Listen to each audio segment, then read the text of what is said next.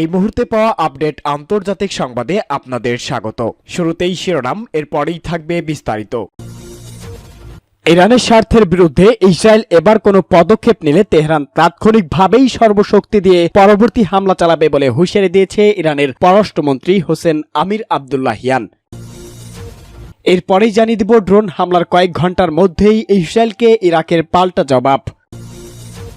জানিয়ে দিব আমাদের পরবর্তী জবাব হবে সর্বোচ্চ পর্যায়ের ইসরায়েলকে ইরানের কঠিন হুঁশিয়ারি। এছাড়াও জানিয়ে দিব ইরানে হামলা কি বলছে বিশ্ব নেতারা, এবং সর্বশেষ জানিয়ে দিব হুমকি সতর্ক বার্তাকে আমলে নিচ্ছি না আমরা বলে মন্তব্য করেছে হিজবুল্লাহ। শুনছিলেন শিরোনাম, এখন বিস্তারিত। তবে তার আগে ভিডিওটিতে একটি লাইক ও কমেন্টস করে এই সংবাদ সম্পর্কে আপনার মূল্যবান মতামত জানিয়ে দিন কোন স্থান থেকে আমাদের সংবাদ শুনছেন ও দেখছেন। চ্যানেলটি সাবস্ক্রাইব করুন সবার আগে সত্য ও নির্ভরযোগ্য সংবাদ শুনুন। ইরানের স্বার্থের বিরুদ্ধে ইসরায়েল এবার কোনো পদক্ষেপ নিলে তেহরান তাৎক্ষণিকভাবে সর্বোচ্চ শক্তি দিয়ে পরবর্তী হামলা চালাবে বলে হুঁশিয়ারি দিয়েছে ইরানি পররাষ্ট্রমন্ত্রী হোসেন আমির আবদুল্লাহিয়ান।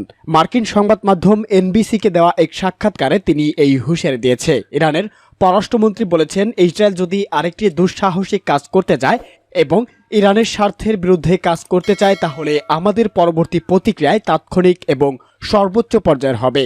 এর আগে বিভিন্ন গণমাধ্যমের প্রতিবেদনে বলা হয় ইরানে ক্ষেপণাস্ত্র হামলা চালায় ইসরায়েল, তবে ওই দাবি অস্বীকার করেছে ইরান। ইরানের এক কর্মকর্তা রয়টার্সকে জানিয়েছে ইরানের কোনো ক্ষেপণাস্ত্র হামলা চালানো হয়নি। ইস্পাহানের আকাশ প্রতিরক্ষা ব্যবস্থা স্বয়ংক্রিয় করার ফলে বিস্ফোরণের শব্দ শোনা গেছে।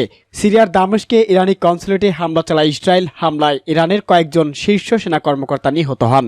ওই হামলার জবাবে গত 13 এপ্রিল রাতে ইসরায়েলকে লক্ষ্য করে 300 ড্রোন ও ক্ষেপণাস্ত্র ছোড়ে ইরানের রেভলিউশনারি গার্ড কোর। এই হামলার প্রতিশোধ নিতে ইরানে পাল্টা হামলার কথা বলেছে ইসরায়েল সূত্র এনবিসি ও রয়টার্সের। ড্রোন হামলার কয়েক ঘন্টার মধ্যেই ইসরায়েলকে এবার ইরাকের পাল্টা জবাব। ইসরায়েলের ইলাত শহরে পাল্টা ড্রোন হামলা দাবি করেছে ইরাকের রাষ্ট্রায়ত্ত প্যারামিলিশিয়া বাহিনী। চীনের রাষ্ট্রীয় সংবাদ মাধ্যমের এক প্রতিবেদনে এই তথ্য জানানো হয়েছে। পপুলার মোবিলাইজেশন ফোর্সের নামে ওই প্যারামিলিশিয়া এক বিবৃতিতে জানিয়েছে লোহিত সাগরের তীরবর্তী ইসরায়েলের ইলাত শহরে একটি ড্রোন হামলা চালানো হয়েছে। সেনা ঘাঁটিতে হামলার জবাবে ড্রোন হামলা চালানো হয়েছে বলে ওই বিবৃতিতে উল্লেখ করা হয়েছে। গভীর রাতে প্যারামিলিশিয়ার বাহিনী সেনা ঘাঁটিতে বিমান হামলার ঘটনা ঘটে। ওই হামলায় এক সেনা নিহত ও 6 জন আহত হয়েছে। পপুলার মোবিলাইজেশন ফোর্সের নামে ওই প্যারামিলিশিয়ার বাহিনী ইরানের মদতপুষ্ট এবং প্রধান শিয়া সশস্ত্র গোষ্ঠীগুলোকে নিয়ে গঠিত। রয়টার্সের প্রতিবেদনের মতে ইরাকের রাজধানী বাগদাদের 50 কিলোমিটার দক্ষিণে অবস্থিত কালসো নামের একটি সেনা ঘাঁটিতে অবস্থানরত ফোর্সের সেনাদের উপর আকাশ থেকে বোমা হামলা করা হয়। ইরাকি নিরাপত্তা বাহিনী সূত্র জানিয়েছে বিমান থেকে এই হামলা চালানো হয়েছে। এই হামলায় পপুলার মোবিলাইজেশন ফোর্সের এক সেনা নিহত ও 6 জন আহত হয়েছে। আহতদের স্থানীয় হিলা শহরের একটি হাসপাতালে নেওয়া হয়েছে। নাম প্রকাশে অনুচ্ছেদ দুটি সূত্র জানিয়েছে কারা এই বিমান হামলার জন্য দায়ী তা এখনও জানা যায়নি। তবে যুক্তরাষ্ট্র এই হামলার দায় অস্বীকার করেছে।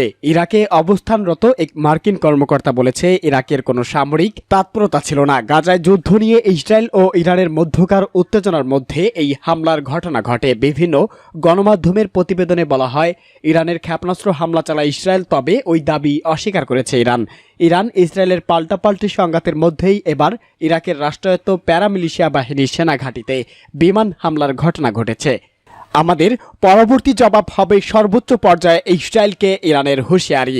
পাল্টা হামলা ঘিরে তৈরি হওয়া চরম উত্তেজনার মাঝে আবারও ইসরায়েলের বিরুদ্ধে সর্বোচ্চ পর্যায়ের ব্যবস্থা নেওয়ার হুমকি দিয়েছে ইরান। মার্কিন সংবাদ মাধ্যম এনবিসি নিউজকে দেওয়া এক সাক্ষাৎকারে ইরানের পররাষ্ট্রমন্ত্রী হোসেন আমির আবদুল্লাহিয়ান বলেছেন, ইসরায়েলের তেহরানের স্বার্থবিরোধী কাজ করলে ইরান তাৎক্ষণিকভাবে সর্বোচ্চ পর্যায়ের জবাব দেবে। একই সঙ্গে ইরানের ইস্পাহান শহরের হওয়া হামলার ঘটনা তদন্ত চলছে বলেও দাবি জানিয়েছেন তিনি। হোসেন আমির আবদুল্লাহিয়ান বলেছে, হামলার ঘটনায় এখন পর্যন্ত ইসরায়েলের সংশ্লিষ্টতার প্রমাণ পাওয়া যায়নি। এনবিসি নিউজকে তিনি বলেছে ড্রোনগুলো ইরানের ভিতর থেকে ছোড়া হয়েছে এবং কয়েকশো মিটার উড়ে যাওয়ার পর সেগুলো ভূপাতিত করা হয়েছে। ইরানের ওই পররাষ্ট্রমন্ত্রী বলেছে এগুলো ড্রোন নয়, তবে খেলনার মতো, যা দিয়ে আমাদের বাচ্চারা খেলাধুলা করে, আর এসবের সাথে ইসরায়েলের সংশ্লিষ্টতার কোনো প্রমাণ এখনও পাওয়া যায়নি। ইরান বিষয়টি তদন্ত করছে। তেহরানের তথ্য অনুযায়ী গণমাধ্যমে আসা তথ্য সঠিক নয়। ইরানের সরকারি কর্মকর্তা ও গণমাধ্যম বলছে, শুক্রবার ভোরের দিকে ইরানের মধ্য অঞ্চলীয় ইস্পাহান শহরে 3টি ড্রোন আঘাত হেনেছে। এর ফলে সেখানে ছোট বিস্ফোরণ ঘটেছে। তারা এই ঘটনাকে ইসরায়েলের পরবর্তী অনুপ্রবেশকারীদের আক্রমণ হিসাবে উল্লেখ করেছে। এর মাধ্যমে প্রতিশোধ নেওয়ার প্রয়োজনীয়তা এড়িয়ে গেছেন। ইসরায়েল যদি প্রতিশোধ নেয় এবং ইরানের স্বার্থের বিরুদ্ধে কাজ করে তাহলে তেহরানের পরবর্তী প্রতিক্রিয়ায় কঠোর হবে বলে সতর্ক করে দিয়েছে আমির আবদুল্লাহিয়ান। তিনি বলেন, যদি ইসরায়েল আরেকবার দুঃসাহসিকতা দেখায় এবং ইরানের স্বার্থের বিরুদ্ধে কাজ করতে চায় তাহলে আমাদের প্রতিক্রিয়ায় তাৎক্ষণিক এবং সর্বোচ্চ স্তরে হবে। ইসরায়েল ইরানের ইস্পাহান হামলা চালানোর পর বিশ্বের বিভিন্ন দেশ উদ্বেগ প্রকাশ করলেও নিন্দা জানায়নি। বরাবরের মতো গদবাঁধা কথা বলছে সবাই। দুপক্ষকেই শান্ত থাকার আহ্বান জানিয়েছে ইউরোপীয় ইউনিয়ন সহ বিভিন্ন দেশ। সিরিয়ার দামেস্কে ইরানি কনসুলেটে হামলার জবাবে ইসরায়েলের ক্ষেপণাস্ত্র ছোড়া ইরান জবাবে ইসরায়েল ইরানের ইস্পাহানে হামলা চালিয়েছে, পরিস্থিতি জটিল করে তুলেছে। তবে ইরান সরকার তা অস্বীকার করেছে। ইসরায়েলের পক্ষ থেকে আনুষ্ঠানিকভাবেও কোনো মন্তব্য আসেনি। বেশ কয়েকটি দেশ এ নিয়ে প্রতিক্রিয়া জানিয়েছে। তারা উত্তেজনা প্রমোশনের আহ্বান জানিয়েছে। এই অবস্থা উত্তেজনা আরও বাড়ার আশঙ্কা করছে বিভিন্ন দেশ। ইসরায়েলের পরম মিত্র যুক্তরাষ্ট্র এই বিষয়ে প্রথমেই মুখ খুলতে চায়নি। ইতালিতে G7 বৈঠকের পর মার্কিন পররাষ্ট্রমন্ত্রী অ্যান্টনি ব্লিংকেনকে সাংবাদিকরা কয়েকবার হামলার বিষয়ে প্রশ্ন করলে তিনি এড়িয়ে যান। পরে বলেন, যুক্তরাষ্ট্র কোনো হামলার সঙ্গে জড়িত নয়। ইসরায়েলকে আত্মরক্ষায় যুক্তরাষ্ট্র সহায়তা করে যাবে বলেও জানান মার্কিন পররাষ্ট্রমন্ত্রী। তবে ইসরায়েলের এ ধরনের কর্মকাণ্ডের নিন্দা জানান ব্লিংকেন। ইরান বসে থাকবে না, আরও জোরসোরে হামলা চালাতে পারে এমন আশঙ্কায় যুক্তরাষ্ট্র ইসরায়েলের অবস্থানরত মার্কিন কর্মীদের ব্যক্তিগতভাবে কাজে তেল আবিবের বাইরে ভ্রমণ না করার নির্দেশনা জারি করেছে। তুরস্কের পররাষ্ট্র মন্ত্রণালয় বলেছে, মধ্যপ্রাচ্যের বৃহত্তর সংঘাতের দিক নিয়ে যেতে পারে এমন পদক্ষেপ থেকে যেন দুপক্ষই বিরত থাকে। এক বিবৃতিতে দেশটি বলেছে, আন্তর্জাতিক সম্প্রদায়ের অগ্রাধিকার হওয়া উচিত গাজায় গণহত্যা বন্ধ করা এবং একটি ফিলিস্তিন রাষ্ট্র প্রতিষ্ঠার মাধ্যমে এই অঞ্চলে স্থায়ী শান্তি নিশ্চিত করা হবে। চীনের পররাষ্ট্র মন্ত্রণালয় বলেছে, চীন প্রাসঙ্গিক বিষয়গুলো চিহ্নিত করেছে এবং উত্তেজনা বাড়িয়ে তোলে এমন যে কোনো পদক্ষেপের বিরোধিতা করেছে। হুমকি সতর্ক বার্তাকে আমলে নিচ্ছে না আমরা বলে মন্তব্য করেছে হিজবুল্লাহ। ইসরায়েলের সঙ্গে হামাসের চলমান যুদ্ধে সঠিক সময়ে যোগ দেওয়ার ঘোষণা দেওয়ার রাজনৈতিক গোষ্ঠী হিজবুল্লাহ জানিয়েছে, এই বিষয়ে কোনো সতর্ক বার্তা বা হুমকিকে তারা আমলে নেবে না। ইরানের মদতপুষ্ট লেবানন ভিত্তিক সশস্ত্র রাজনৈতিক গোষ্ঠী হিজবুল্লাহর উপপ্রধান নাইম কাসেম জানিয়েছে, বিশ্বের বৃহত্তম এই শিয়া রাজনৈতিক গোষ্ঠী বর্তমানে সঠিক সময়ের জন্য অপেক্ষায় রয়েছে। সেই সময় এলেই ইসরায়েলি হামাস যুদ্ধে হামাসের পক্ষে যোগ দিবে হিজবুল্লাহ যোদ্ধারা। বার্তা সংস্থা এএপিকে তথ্য জানিয়েছে নাইম কাসেম। এই সময় তিনি বলেন, আমরা সাংগঠনিকভাবে এই যুদ্ধে ইতিমধ্যে হামাসকে সহযোগিতা করা শুরু করেছি।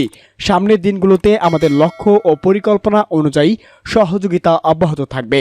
যুক্তরাষ্ট্র, ইরান, জাতিসংঘ সহ মধ্যপ্রাচ্যের কয়েকটি দেশ ইতিমধ্যে হিজবুল্লাহকে এই যুদ্ধ থেকে দূরে থাকতে সতর্কবার্তা দিয়েছে। তবে এএপিকে নাইম কাসেম জানিয়েছে, হিজবুল্লাহ এসব সতর্কবার্তাকে আমলে নিচ্ছে না। কারা কি বলল তাতে হিজবুল্লাহর কিছুই যায় আসে না।